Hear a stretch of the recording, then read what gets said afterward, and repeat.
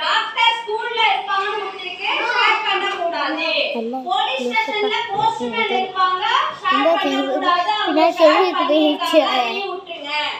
ஷாப்ல ஷாப்கீப்பர் இருப்பாங்க இத ஷேர் பண்ணிடுங்க. ஓகேவா?